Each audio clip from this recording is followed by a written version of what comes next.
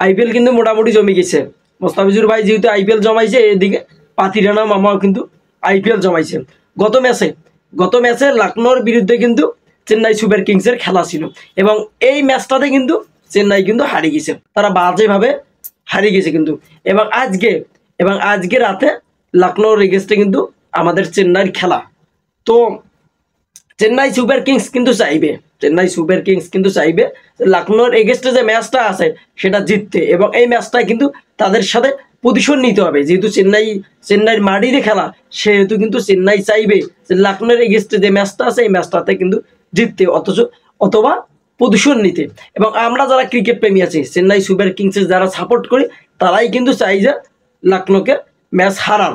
এবং মোস্তাফিজুর ভাই দুর্দান্তভাবে পারফর্ম করতেছে এবং পাতিরানা দুর্দান্তভাবে পারফর্ম করতেছে। এবং দেখেন, আমরা যদি একটু গত ম্যাচটার দিকে তাকাই, লখনৌর এগেস্টে যে আমাদের যে ম্যাচটা খেলা হয়েছে, সেটা ম্যাচে যদি আমরা তাকাই, বোলিং অ্যাটাক দিক দিয়ে মোস্তাফিজ ভাই কিন্তু একটা উইকেট পাইছে।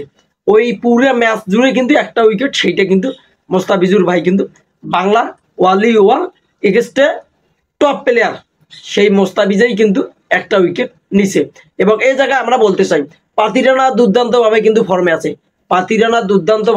আছে। এবং চেন্নাই সুপার কিংসের আমরা যদি একটু ব্যাটিংয়ের দিকে তাকাই, যদি রাসিন রবীন্দ্রা যদি রান পায়, তাহলে দেখা যায় ম্যাচে রান হয় 200 বা 250 রান কিন্তু টার্গেট হয়। রাসিন রবীন্দ্রা যেই দিনে রান পায় সেই দিনই কিন্তু চেন্নাই ম্যাচটা জেতে। এবং এই মামা কিন্তু লাস্ট 3টে ম্যাচেই কিন্তু রান পাচ্ছে না। মামার কেন রান খাতা খুলতেছে না? মামা আগতে প্যাকেট আছে রাস্তায় ট্রেনে বাজারে। এবং আজকে ক্রিকেট প্রেমীরা দারুণ একটা চমক দেখবে। ধোনি কিন্তু মোস্তাফিজকে দারুণভাবে তৈরি করছে। MS ধোনি কিন্তু মোস্তাফিজকে দারুণভাবে তৈরি করছে। যে মোস্তাফিজ রহমানের বাংলাদেশে সিরিজ চলাকালীন, শ্রীলঙ্কার এগেইনস্টে সিরিজ চলাকালীন তার কোনো পারফর্ম ছিল না।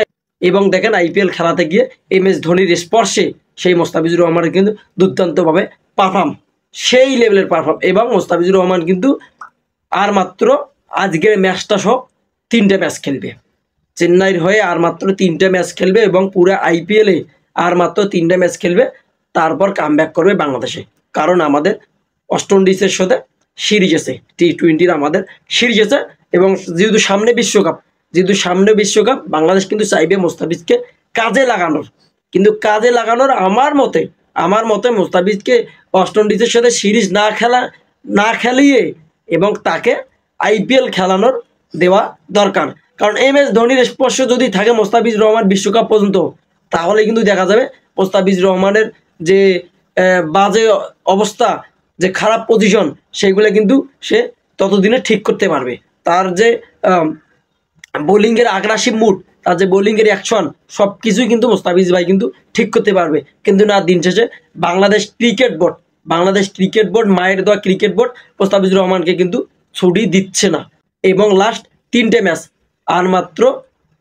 3টে ম্যাচ খেলিয়ে মোস্তাফিজ বাংলাদেশে কামব্যাক করবে। এবং আজকের ম্যাচে আমরা ক্রিকেট প্রেমীরা আশা করি, চেন্নাই সুপার কিংসের যারা সাপোর্ট, ফ্রেন্ড ফলোয়ার, দর্শক আছে, তারা কিন্তু আমরা আশা করি যে চেন্নাই সুপার কিংস কিন্তু লখনৌর এগেইনস্টে ম্যাচটা জিতুক এবং মোস্তাফিজুর রহমান কিন্তু দুর্দান্তভাবে পারফর্ম করুক। রাসিন রবীন্দ্রা মামা দুর্দান্তভাবে রান পাক এবং উদ্রাস ক্যাপ্টেন মামা, ধোনি মামা, সবাই ব্যাক প্লেয়ার কিন্তু ভালো যদি আজকে খেলে, পাতিরানা সহ ব্যাক প্লেয়ার যদি ভালো খেলে, তাহলে চেন্নাই সুপার কিংসের কিন্তু জিতার সম্ভাবনা থাকবে।